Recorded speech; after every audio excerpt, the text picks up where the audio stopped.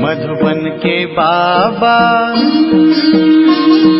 मधुबन के बाबा मुरली वाले, आपका क्या कहना, आपका क्या कहना। ओम शांति।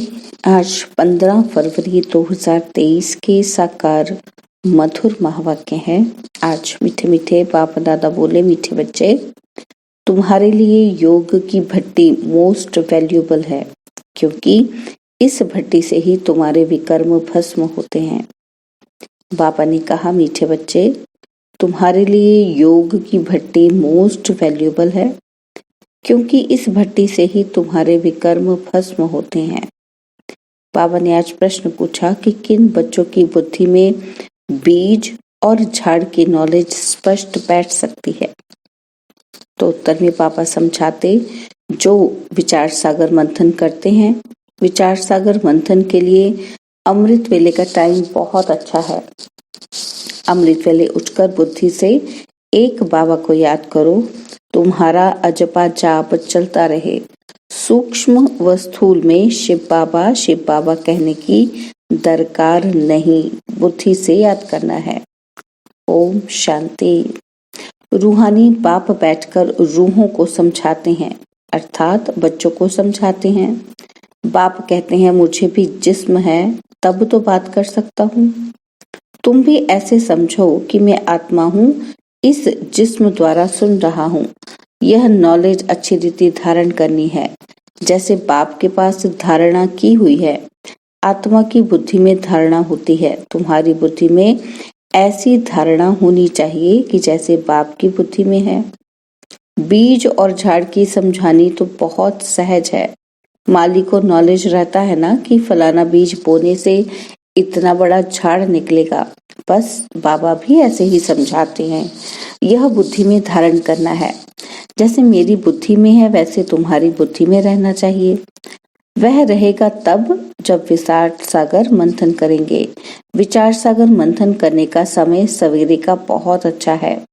उस समय धंधा आदि कोई नहीं रहता। भक्ति भी मनुष्य सवेरे करते हैं। जहां वहां जाते रहते हैं, वहां बैठकर कोई नाम जपते रहते हैं, वह गीत गाते हैं, आवाज करते, कोई तो अंदर ही राम राम रटते हैं। यह भक्ति का अजपा जाप होता है। कोई माला भी फेरते रहते हैं। तुमको शिव शिव कहना नहीं है। जो लोग भक्ति में करते हैं वह ज्ञान में नहीं होना चाहिए। बहुतों को आदत पड़ी हुई है, शिव शिव सिमरन करते होंगे। तुमको शिव शिव न स्थूल में न सूक्ष्म में जपना है। तुम बच्चे जानते हो कि हमारा बाप आया हुआ है, आएगा भी जरूर कोई शरीर में। उनका कोई अपना शरीर तो है नहीं, वह पुनर्जन्म रहित है। पुनर्जन्म मनुष्य सृष्टि में होता है। विष्णु के 2 रूप लक्ष्मी नारायण है। देव देव महादेव कहते हैं।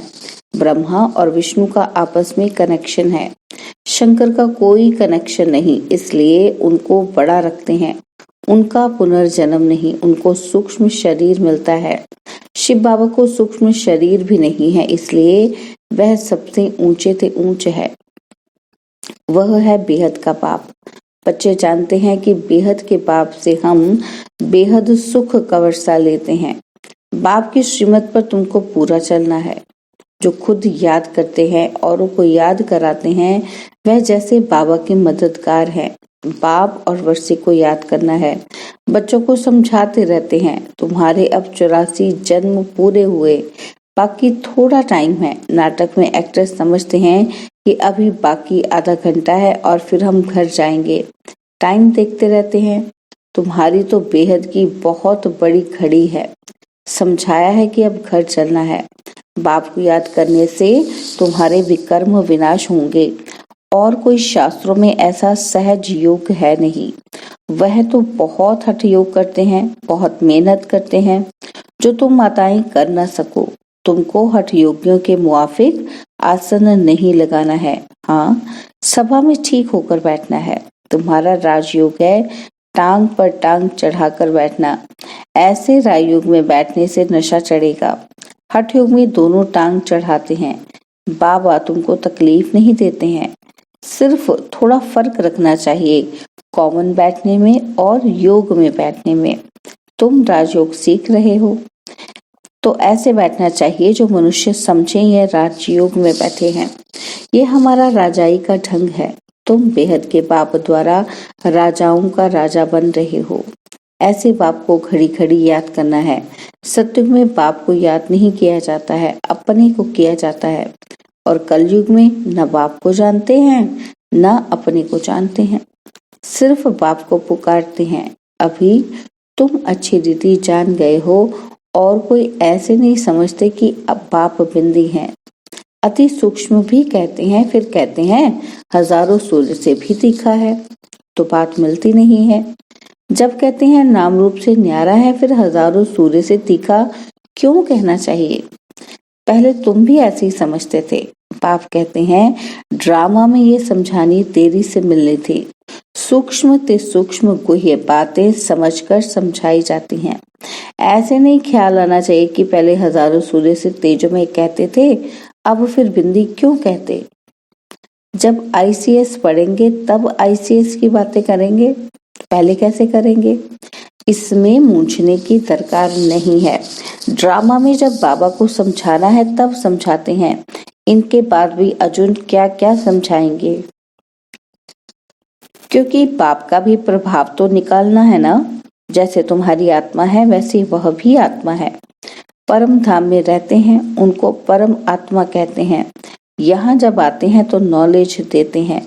बाप कहते हैं जब पतित दुनिया होगी तब मैं पावन दुनिया बनाने आऊंगा। पुकारते भी हैं कि हे पतित पावन, हे दुख हरता सुख करता आओ। वह तो संगम पर आएगा। जब रात पूरी होगी तब दिन होगा। पुरानी दुनिया का अंत होगा, कर्मातीत अवस्था अंत में होगी। तुमको रहना भी ग्रस्त व्यवहार में है, छोड़ना भी नहीं है। शरीर निर्वाह अर्थ व्यवहार करते हुए कमल फूल समान पवित्र रहना है। देवता तो है ही पूर्ण पवित्र, परंतु कब और कैसे बने? जरूर पुरुषार्थ किया तब तो प्रारब्ध पाई।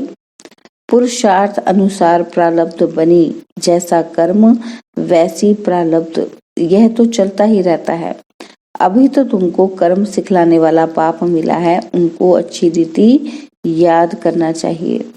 तुम एडॉप्टेड बच्चे हो। मारवाड़ियों में एडॉप्शन बहुत होती है, तुम्हारी भी एडॉप्शन है। तुम इनके गर्भ से नहीं निकले हो। एडॉप्शन में दोनों बाप याद रहते हैं, अंत तक जानते हैं कि हम असल किसके थे। अब किनकी गोद के बच्चे बने हैं, अब इनकी गोद के बच्चे बने हैं। तुम भी जानते हो कि हम किसके थे और किसके बने हैं। मैं अडॉप्ट हुआ हूँ परमपिता परमात्मा के पास। वह है स्वर्ग का रचयिता। उनकी रचना कितना समय चलती है? आधा कल्प। नरक का रचयिता है रावण, उनका भी आधा कल्प राज्य चलता है। सतो प्रधान से तमो प्रधान बनते हैं, यह समझ की बात है। कुछ समझ में ना आए तो पूछना चाहिए। जब सूर्य चांद को ग्रहण लगता है तो कहते हैं दे दान। सूर्य चांद को माँ बाप कहा जाता है। यहाँ भी मेल फीमेल दोनों को ग्रहण लगता है, तब कहते हैं 5 विकारों का दान दे दो। वह तो 1 वर्ष में 1-2 बारी ग्रहण लगता है, यह तो कल्प की बात है।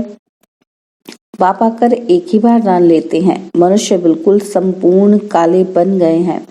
आयरन एज है, सच्चे सोने में अलाय पड़ने से काला हो जाता है। नया घर पुराना घर, नए बच्चे और बूढ़े में फर्क तो है ना। छोटा बच्चा कितना मीठा प्रिय लगता है, सब उनको चूमते हैं, गोद में बिठाते हैं। और पुराना जड़ जड़ी भूत हो जाता है तो कहते हैं कहाँ शरीर छूटे तो अच्छा। ज्यादा दुख क्यों सहन करे। आत्मा एक शरीर छोड़ जाकर दूसरा लेती है और यहाँ हम बीमार को मरने नहीं देते हैं। फिर भी जितना सुने उतना अच्छा। शिव बाबा और वर्षी को याद करते रहें। बीमारी में जब ज्यादा पीड़ा होती है तो सब भूल जाता है, बाकी जिसका जिसमें भाव होता है वह सामने आ जाता है। तुम्हारा तो अंजाम वायदा है ना कि मेरा तो एक शिव बाबा, दूसरा न कोई। फिर दूसरे किसी को याद क्यों करते हो? बाप कहते हैं मेरे बिगर किसी की स्मृति भी ना आए। गाया हुआ है अंतकाल जो श्री सिमरे। सारा श्लोक कह देते, अर्थ कुछ भी नहीं समझते। है सारी संगम की बात जो भक्ति में गाए हैं। इस समय सिर्फ तुमको बाप और वर्षे को याद करना है। श्री नारायण तुम्हारी प्रारब्ध है, तो अर्थ पूरा बुद्धि में होना चाहिए। अर्थ बिगड़ तो बहुत याद करते रहते हैं, पिछाड़ी में जिसके साथ जास्ती प्रीत होती है वही याद आते हैं। बड़ा खबरदार रहना चाहिए। तुमको याद करना है एक बाप को। बाप कहते हैं मन मना भव, और तुम बच्चे कहते हो कि बाबा हम कल्प कल्प आपसे मिलते हैं। यह ज्ञान आपसे मधुबन में आकर लेते हैं। यह है वशीकरण मंत्र। सतगुरु है तो तुम्हें मंत्र भी ऐसा देता है जो तुम अमर बन जाओ। यह है माया पर जीत पाने का मंत्र। इस पर गाते हैं तुलसीदास चंदन घिसे। यह भी अब की बात है जो बाद में गाई जाती है। तुम बच्चों को राज्य तिलक मिल रहा है बाप और वर्षे को याद करने से। बाप और बादशाही को याद कर शरीर छोड़ेंगे तो राजाई तिलक मिल जाएगा। एक को तो नहीं मिलेगा। माला 108 की भी है और 16,108 की भी है। अब तो सिर्फ तुमको एक्यूरेट बाबा को याद करना है। बाबा के लिए कहते हैं तुम्हारी गतमत तुम ही जानो, सो बरोबर है। सदगति दाता वह है वही जाने। आगे तो सिर्फ गाते थे अर्थ रहित, उसको कहा जाता है अनर्थ। प्राप्ति कुछ भी नहीं। मनुष्य दान पुण्य आदि करते करते उतरते ही आए हैं। प्राप्ति कुछ भी नहीं है। आसुरी मत पर सब अनर्थ हो गया है। यह भी नारायण की पूजा करते थे, अब फिर पुजारी से पूज्य बन रहे हैं। प्रैक्टिकल में अब तुम बच्चे जानते हो शिव बाबा हमको पढ़ाते हैं। यह तो पक्का याद रखना है, नहीं तो विकर्म विनाश नहीं होंगे। यह योग की भट्टी मोस्ट वैल्यूबल है। मुक्ति भी मिलती है ना। कोई कहते हैं हमको मन की शांति चाहिए, परंतु पहले ये बताओ तुमको अशांत किसने किया? जरूर पहले शांति थी, अभी अशांत बने हो, तब तो शांति मांगते हो। शांति तो सारी दुनिया में चाहिए। एक को तो शांति मिलने से कुछ हो ना सके। एक को शांति मिलने से सारी दुनिया में थोड़ी शांति हो सकेगी। अशांत किसने किया? मूंछ पड़े हैं। समझाया जाता है शांति धाम, सुख धाम और यह है दुख धाम। सुख धाम में मनुष्य बहुत थोड़े थे। उस समय बाकी सब आत्माएं शांति धाम में थी। तुमको शांति वहां मिलेगी, यहाँ तो मिल ना सके। यहाँ तो है ही दुख धाम। दुख में अशांति होती है। यह तो बहुत सहज है किसी को भी समझाना। सुख शांति का वर्षा देने वाला एक ही बाप है। सत्युग में सुख शांति दोनों ही हैं। यहाँ आत्मा चाहती है कि मेरा मन शांत हो, तो जाओ तुम अपने घर परम धाम। परंतु पतित फिर जा भी ना सके, इसलिए बाप समझाते हैं कि मुझे याद करो तो अंतमति सो गति हो जाएगी। बाप और वर्षी को याद करो, परंतु माया ऐसी है जो पवित्र बनने नहीं देती है। अबलाओं पर देखो कितने अत्याचार होते हैं, विष पीकर रह ना सके। बाबा के पास अनेक प्रकार के समाचार आते हैं। सबसे बड़ी हिंसा काम महाशत्रु की है। बाप कहते हैं बच्चे विष छोड़ो, काला मुंह नहीं करो, तो कहते हैं कोशिश करेंगे। यह जहर है, आदि मध्य अंत दुख देने वाला है, परंतु तकदीर में नहीं है तो सुनते ही नहीं है। आत्माओं को बाप बैठ समझाते हैं। आत्माओं को बाप बैठ समझाते हैं कि आज से विकार में नहीं जाना, तो मुंह नीचे कर देते हैं। अरे काम महाशत्रु है, ये अच्छा थोड़े ही है, ये है ही विशेष वर्ड। सब पतित है।